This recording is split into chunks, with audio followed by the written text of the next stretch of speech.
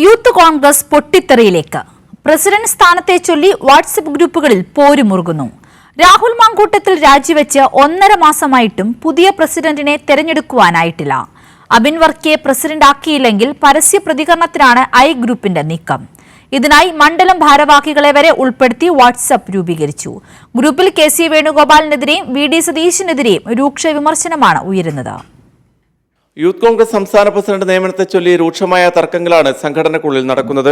രാഹുൽ മാങ്കൂട്ടത്തിൽ രാജിവെച്ച് 1.5 മാസമായിട്ടും പുതിയ പ്രസിഡന്റിനെ തെരഞ്ഞെടുക്കാനായിട്ടില്ല. വൈസ് പ്രസിഡന്റായ അബിൻ വർക്കി പ്രസിഡന്റാകുമെന്നാണ് പൊതുവിൽ പ്രതീക്ഷിച്ചിരുന്നത്. എന്നാൽ രമേശ് ചെന്നിത്തലയുടെ നോമിനിയായ അബിൻ വർക്കിയെ പ്രസിഡന്റാക്കില്ല എന്ന വാശിയിലാണ് VD സതീശൻ. ഇതേ തുടർന്നാണ് ബിനു ചുള്ളിയിൽ, KM അഭിജിത്ത്, ജനീഷ് എന്നിവരുടെ പേരുകളും വിവിധ നേതാക്കൾ ഉയർത്തിക്കൊണ്ടുവന്നത്. അബിൻ വർക്കിക്ക് വേണ്ടി സമ്മർദ്ദം ശക്തമാക്കിയിരിക്കുകയാണ് ഐ ഗ്രൂപ്പ്.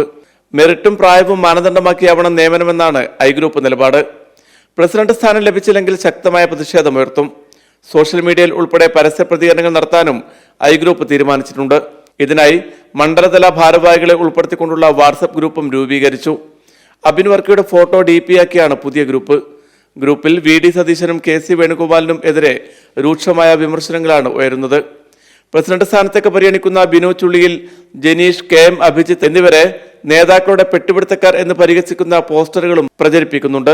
പോസ്റ്ററുകളുടെ സ്ക്രീൻഷോട്ട് കൈരളി ന്യൂസിന് ലഭിച്ചു. ഐ ഗ്രൂപ്പുകാരായ സംസ്ഥാന ഭാരവാഹികൾ ഉൾപ്പെടെ പുതിയ വാട്സ്ആപ്പ് ഗ്രൂപ്പിലുണ്ട്. അബിൻ വർക്കിയുടെ നാടായ പിറവത്തെ യൂത്ത് കോൺഗ്രസ് ഗ്രൂപ്പുകളിലും സൈബർ ആക്രമണ ആഹ്വാനമുണ്ട്. PV കുട്ടൻ, കോഴിക്കോട്.